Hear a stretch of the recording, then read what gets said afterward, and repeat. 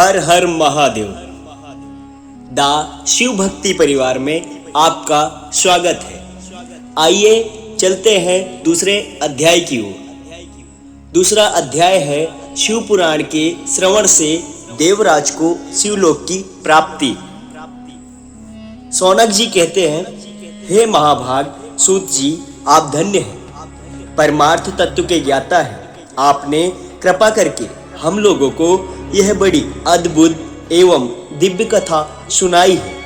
हमने यह पाप नाशनी, मन को पवित्र करने वाली और भगवान शिव को प्रसन्न करने वाली अद्भुत कथा सुनी।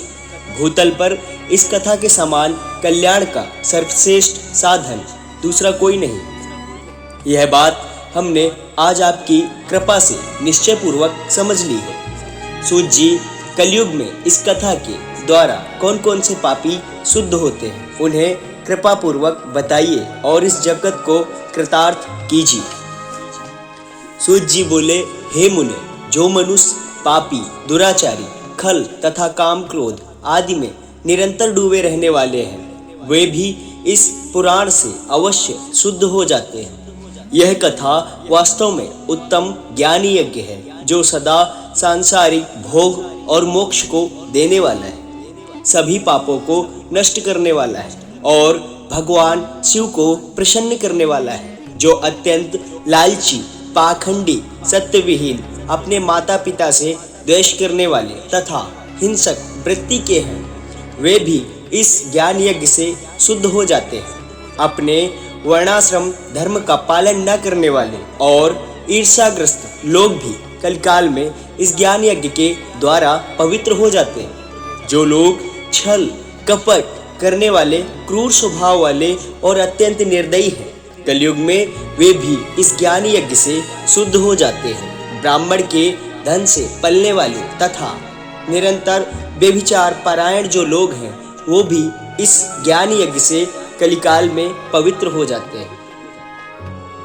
जो मनुष्य सदा पाप कर्मों में लिप्त रहते हैं, सठ और अत्यंत दूषित विचार वाले हैं, वे कलयुग में इस ज्ञान यज्ञ से निर्मल हो जाते हैं। दुष्चरित्र, दुर्बुद्धि, उद्विग्न चित्त वाले और देवताओं के द्रव्य का उपभोग करने वाले पापी जन भी कलिकाल में इस ज्ञान यज्ञ से पवित्र हो जाते हैं। इस पुराण के श्रवण का पुण्य बड़े बड़े पापों को नष्ट करता है, सांसारिक भोग तथा मोक्ष प्रदान करता है और भगवान शंकर को प्रसन्न करता है। इस संबंध में मुनिगण इस प्राचीन इतिहास का उदाहरण दिया करते हैं, जिसके श्रवण मात्र से पापों का पूर्णतः नाश हो जाता है। पहले की बात है, किरात नगर में एक ब्राह्मण रहता था, जो अज्ञानी, दरिद्र, रस बेचने वाला तथा वैदिक धर्म से विमुख था।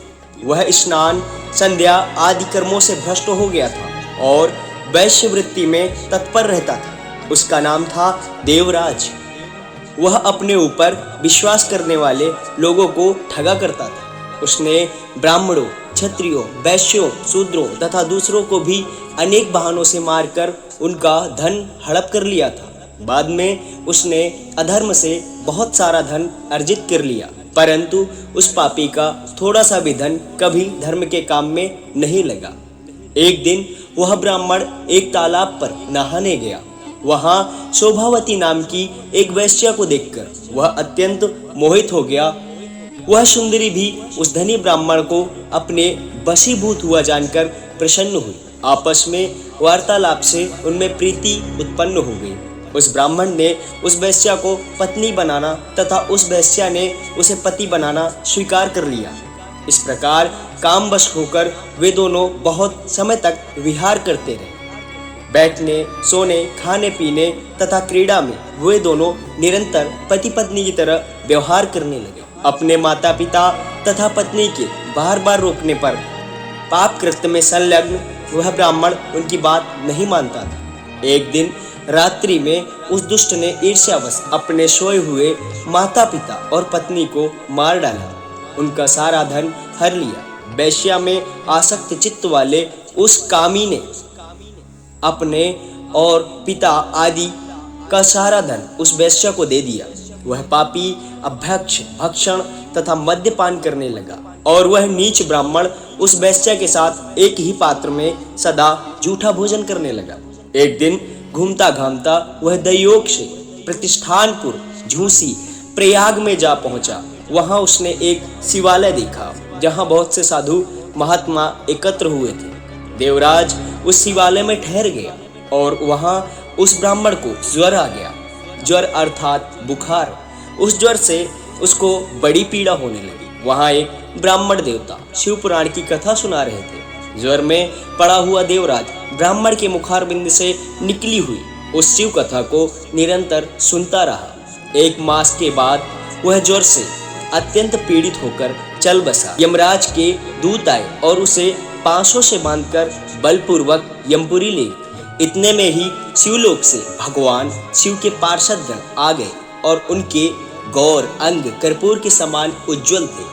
हाथ त्रिशूल से सुशोभित हो रहे थे। उनके संपूर्ण अंग भस्म से उद्भासित थे और रुद्राक्ष की मालाएं उनके शरीर की शोभा बढ़ा रही थी। वे सब के सब क्रोध करते हुए यमपुरी में गए और यमराज के दूतों को मार पीट कर बारंबार धमकाकर उन्होंने देवराज को उनके चंगुल से छुड़ा लिया और अत्यंत अद्भुत विमान पर बिठाकर जब वे शिवदूत कैलाश जाने को उद्यत हुए, उस समय यमपुरी में बड़ा भारी कोलाहल मच गया। उस कोलाहल को सुनकर धर्मराज अपने भवन से बाहर आए।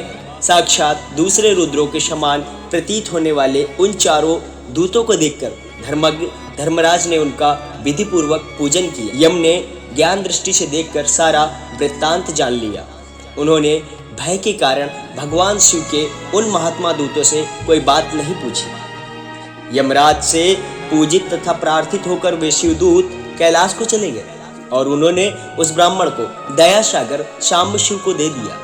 शिव पुराण की यह परम पवित्र कथा धन्य है, जिसके सुनने से पापी जन भी मुक्ति के योग्य बन जाते हैं। भगवान सदाशिव के परम धाम को वेदज्ञ सभी लोकों में सर्वश्रेष्ठ बताते हैं। ब्राह्मण, क्षत्रिय, वैश्य, शूद्र तथा अन्य प्राणी, यहाँ तक कि जिस पापी ने धन के लोभ से अनेक लोगों की हत्या की तथा अपने माता पिता और पत्नी को भी मार डाला, वह वेश्यागामी शराब ब्राह्मण देवराज भी इस कथा के प्रभाव से भगवान शिव के परम धाम को प्राप्त कर तत्क्षण मुक्त हो गया। इस प्रकार श्री स्कंद महापुराण के अंतर्गत शिव महापुराण महात्म्य में देवराज मुक्ति वर्णन नामक दूसरा अध्याय पूर्ण हुआ। हर हर महादेव। मित्रों, अगर आपको यह कथा अच्छी लगी है तो आप इस वीडियो को अपने मित्रों, भाइयों या परिवार में शेयर करें ताकि उन्हें भी शिव पुराण से रिलेटेड हर कथा का पता हो। हर हर महादेव लिखना ना भूलें। और आपका ही चैनल है, आपका ही परिवार है, इसे सब्सक्राइब कर लें। धन्यवाद। मिलते हैं अगले अध्याय में। तब तक अपना ख्याल रखें।